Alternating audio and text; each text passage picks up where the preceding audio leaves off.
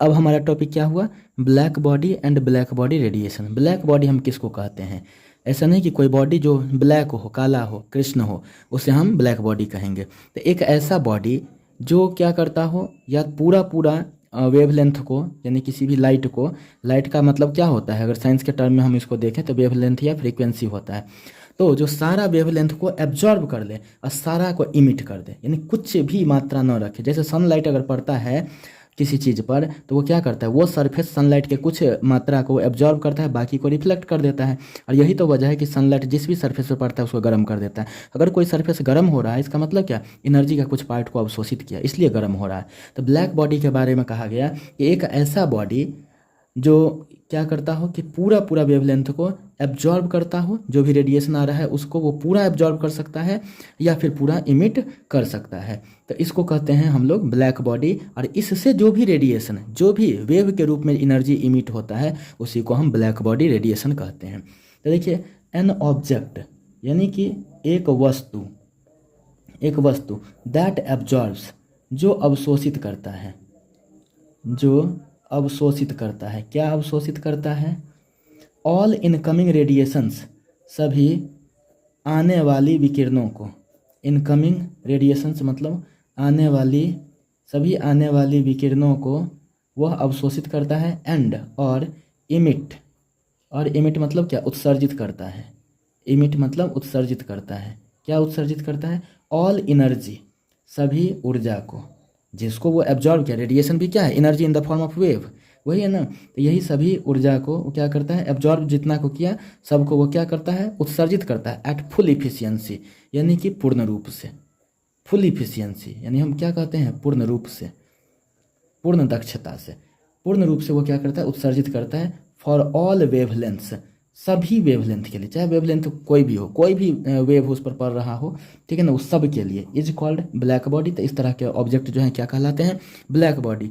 जो क्या करता है, सभी आने वाले रेडिएशन को एब्जॉर्ब करता है और पूरा एनर्जी को फुल इफिशियंसी से इमिट कर देता है, उत्सर्जित कर देता है। यानी कि पूरा का पूरा एब्जॉर्ब भी कर लिया, अवशोषित भी कर लिया, पूरा को उत्सर्जित भी कर दिया। तो इस तरह के बॉडी जो है ब्लैक बॉडी कहलाते हैं। And the radiation from black body, और ब्लैक बॉडी से जो भी विकिरण उत्पन्न होता है is called black body radiation, उसको हम कहते हैं ब्लैक बॉडी रेडिएशन। जबकि नॉर्मली क्या होता है कि अगर किसी सरफेस पर कोई वेव पड़ता है तो उसका कुछ, उस एनर्जी का कुछ पार्ट जो है ना वो एब्जॉर्ब करता है, बाकी को रिफ्लेक्ट करता है। लेकिन ब्लैक बॉडी क्या है, पूरा पूरा एब्जॉर्ब करेगा, पूरा पूरा रिफ्लेक्ट करेगा। अब है Planck's equation for black body. Black body के लिए प्लैंक्स इक्वेशन, जिसमें एक इक्वेशन है बी लेमडा बराबर 2hc² by lambda to the power 5 into 1 by e to the power hc by lambda KT। Total term में से 1 माइनस है, यानी ई टू दी पावर जितना भी एक्सपोनेंशियल फंक्शन उसमें से -1। यानी बी लेमडा क्या है, तो बी लेमडा है मैग्नीट्यूड ऑफ रेडिएशन पर वेवलेंथ, यानी प्रति वेवलेंथ, प्रति तरंगदैर्घ्य रेडिएशन का जो मैग्नीट्यूड है, जो परिमाण है, वही बी लेमडा है। लेमडा क्या है, वेवलेंथ है। एच क्या है, प्लैंक्स कांस्टेंट इसको कहते हैं। स्मॉल एच को क्या कहते हैं, प्लैंक्स कांस्टेंट। प्लैंक्स कांस्टेंट का वैल्यू होता है 6.6238, चाहे इसको 6.624 इसको लिख सकते हैं, क्योंकि 8 हटेगा तो राउंडिंग ऑफ करके यह क्या हो जाएगा, 4 हो जाएगा, into 10 to the power -34 joule second, यानी 6.624 चाहे 6238 into 10 to the power -34 joule second, यह प्लैंक्स कांस्टेंट है। सी है स्पीड ऑफ लाइट, जो कितना होता है 3 × 10 का पावर 8 मीटर पर सेकेंड होता है। इसके बाद के, यहाँ पर आया ना लेमडा KT, तो के क्या है, तो के है बोल्जमैन कांस्टेंट। इसको पढ़ते हैं बोल्जमैन, इसमें बोल्टजमैन नहीं पढ़ना है, इसको पढ़ते हैं बोल्जमैन कांस्टेंट, जो कितना होता है 1.38 into 10 to the power -23 joule पर केल्विन। ये हो गया। टी तो टेम्परेचर होता है। तो ये चीज़ यहाँ से पता चल गया, जो Planck's equation for black body में आता है।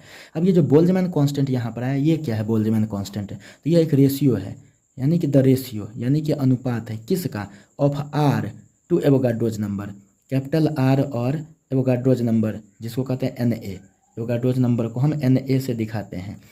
R और Na का अनुपात इज कॉल्ड बोल्जमैन कांस्टेंट के, यानी कि के बराबर क्या, R/Na, जहाँ पर R कितना है, यूनिवर्सल गैसियस कांस्टेंट है, जिसका वैल्यू कितना होता है 8.314 जूल पर केल्विन पर मोल। याद रखना है, R को कहते हैं यूनिवर्सल गैस कांस्टेंट, जिसका वैल्यू कितना होता है 8.314 जूल पर केल्विन पर मोल। और Na है एवोगाड्रो नंबर, जिसका वैल्यू कितना होता है, मोल कंसेप्ट से पढ़ते आ रहे हैं 6.022 इंटू 10⁻23। अब इसी आर को 8.314 को अगर डिवाइड कर दे 6.022 इंटू 10⁻23 से, तो यही वैल्यू कितना आता है 1.38 इंटू 10⁻23 जूल पर केल्विन। और इसी के बराबर R/Na को कहते हैं हम लोग बोल्ट्जमैन कांस्टेंट।